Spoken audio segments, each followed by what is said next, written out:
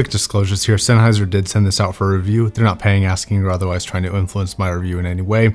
All thoughts and opinions are my own. So in deciding what to say for this review, I was trying to approach this from a different perspective, but I keep wrapping around to the same conclusion that everybody else seems to be coming to, that this is a great entry-level audiophile class headphone for those looking to get a taste of the high-end sound in a cheap, lightweight package, which is going to be the HD560S from Sennheiser. Now, I want to draw a little bit of attention to the word taste there, because in some ways, this is a new reference point for the under $200 category. But in some other ways, it's actually just kind of even with the current competition. But as an overall headphone, this is actually pretty fantastic. So we're going to start with the build quality, which for the previous owners of the 500 series of headphones, this is going to be very, very familiar. It's almost exactly the same build in terms of quality of materials and materials that they chose to use, but it's just got slightly updated looks, mostly the all matte black with the new grille. I think it actually looks pretty sleek and is pretty good, and definitely an improvement over the tan and brown that they used before on the 598, I think. So if you haven't known those, this is primarily a plastic headphone. Now the plastic itself by feel is not nearly as confidence inspiring as the 600 series, but both the 600 series and the 5 series really do stand the test of time, and they last a long time. Now, while the build longevity is top tier, I actually think the comfort and fitment type is top tier as well. It does come out of the box a little bit stiff, but since it's plastic, it does conform over time, similar to that 600 series, and it provides a very, very comfortable headphone after a little bit of listening. But it's really the space in the ear pads, the flexibility of the ear cups, and the extension capability of the headband that make this a headphone that is gonna fit almost everybody's head. There's a lot of room in the ear cups. The headband does swivel back and forth and up and down, and the headband extension is actually massive, and it does extend quite far out, and you can have a pretty big head with this. And on top of that, being an all plastic headphone, it's pretty light. Now on the left side, there is a balanced locking connector, but it only comes with one long unbalanced 1/4-inch cable. And really the only major complaint I have about the build, and this is similar to some of other Sennheiser's headphones, especially the 600 series, is I don't know how well the camera's going to pick that up, but there's a little bit of a green tinge to the pads here, and they're not exactly black. And this is something that will get worse over time, and these will fade. So this is a headphone that's going to look worn and torn quite easily, but is not going to actually be worn and torn very easily. Okay, so there's a lot of comparisons floating around, and I kind of want to explain where I think this lines up and what I think this headphone is, what it's good at and what it's not good at, just like every other review. So what this is, in my opinion, is a completely worthy successor to the existing 5 line. And it sounds like the existing 5 line. Not the 58X, that's a departure from the sound signature, more of the typical 598, 579. It's that type of sound signature, just buttoned up in a suit and tie and really, really well presented. Now, instead of comparing against some of those, throughout this review, I'm gonna bring up the 6XX because this is a very, very popular headphone that a lot of people own, and more importantly, they're very familiar with. So it creates a good reference point for this review. Now, the sound signature here all starts with the treble response, and this is one of the most enjoyable treble responses for this price range. It is achieved level of kind of having some higher end headphone features, like the top end of treble, like above 10K, is audible, but it's not particularly forward. So the air frequencies for someone like me would normally be fatiguing on most other headphones after a while. And while they're still present enough to hear, they're not going to be fatiguing if you're like me. Now, this is going to be a little bit more in terms of air than the 6XX, but it's not going to be nearly as much as some of the Hyphmans that have come out, like the 400i, or some of the Bayer Dynamics that are currently out. Now, while this may sound like it's not technically as good, I don't actually know where to place this. On one hand, yes, it's not producing some of the frequencies that other headphones do produce, but I still really like it because it's not producing those other frequencies to the level that other headphones are producing them. So while it's not as technically good, I'd be damned if I say I didn't enjoy it more than some of the Bayer Dynamics at the price range. Now, when it comes to lower treble response, while I still think this has the kind of typical Sennheiser timbre qualities, which is actually a compliment in the treble response, it is a little bit more forward than that of the 6XX. Now, this is very, very good and just a little bit bad. The good is that this fixes the veil issues that were on the 6XX. So the top end is very clear, it's very well defined, though occasionally it does seem a little bit too etched out in comparison to the smoother 6XX. Now, ideally, to be perfect here, I think it would have to be somewhere in between the 6XX and what the 560 is, because the 6XX can often seem a little bit under detailed and the 560 can very occasionally seem a little bit overly sharpened. And if we're taking price out of the equation, I don't think it's exactly perfect, but given the price, I do think it's quite good. And I think under $200, you're always going to be dealing with some sort of treble compromise. Okay, now mid-range. This is going to be the biggest decision that people considering these two headphones have to make. The 560 is a little bit less present in your head and a little bit further out in the staging response. And I actually think for certain performances in certain genres of music, this is a big benefit. The 6XX kind of has an opposite effect. It's a little bit fuller and a little bit more in your head.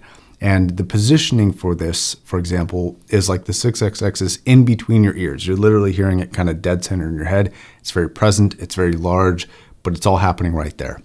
The 560 is a little bit more kind of in your eye area, is about where you hear the vocalists, and they seem a little bit further away and a little bit smaller. So the music that this is really good with on the 560 is music that has a heavy presentation of the room environment, where you can really hear kind of a more live example of the music. And the 6XX sounds more like you're listening to the microphone's recording itself rather than sort of a larger scale recording. Now, some other vocal properties between these two headphones. The 6XX does seem a little bit fuller, especially in the lower mid-range. So things can often seem a little bit more gutsier, and the voices have a little bit more confidence to them, especially for male vocalists.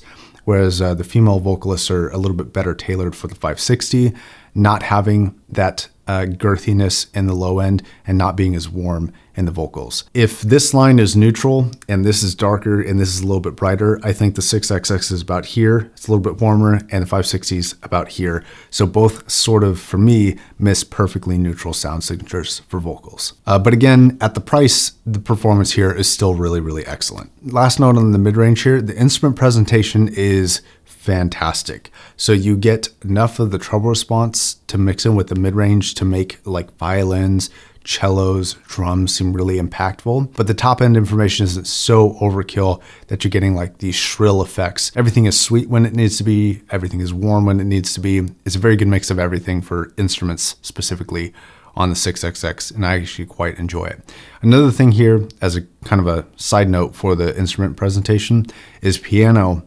is awesome.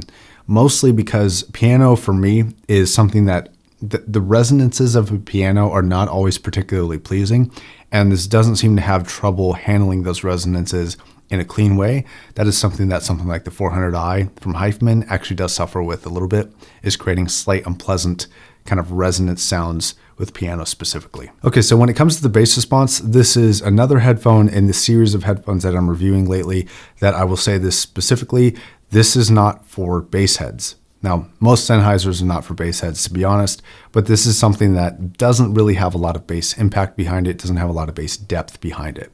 Now, similar to the 400i that I just reviewed, the bass quality is good, it's just not a lot of quantity. So this is not a very full seeming headphone compared to the 5.8X.